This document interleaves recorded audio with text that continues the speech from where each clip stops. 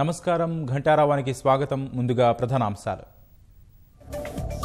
High court విభజనపై కాల వ్యవధితో కూడిన హామీకి తెరాస demand. రేపు లోక్సభలో పూర్తి వివరణ ఇస్తారన్న రవిశంకర్ ప్రసాద్. జూన్లోగా కాళేశ్వరం ప్రారంభించేలా సర్కారు చర్యలు. 4 రోజుల్లో భూసేకరణ పూర్తి చేయాలని హరీష్ ఆదేశం.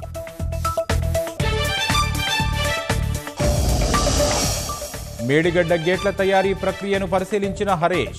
వచ్చే ఏడాది చివరికి ప్రాజెక్టు పూర్తి చేస్తామని ధీమా.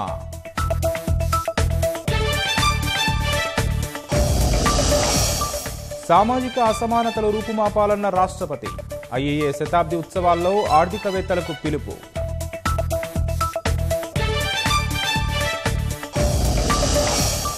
ఉస్మానియా చేజారిన జాతీయ సైన్స్ కాంగ్రెస్.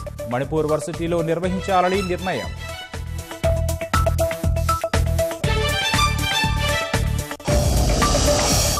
కేంద్ర మంత్రి హెగ్డే వ్యాఖ్యలపై ఉభయ సభల్లో విపక్షాల నిరసన.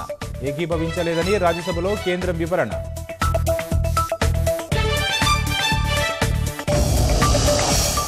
హిమాచల్ ముఖ్యమంత్రిగా జైరాం ఠాకూర్ ప్రమాణం.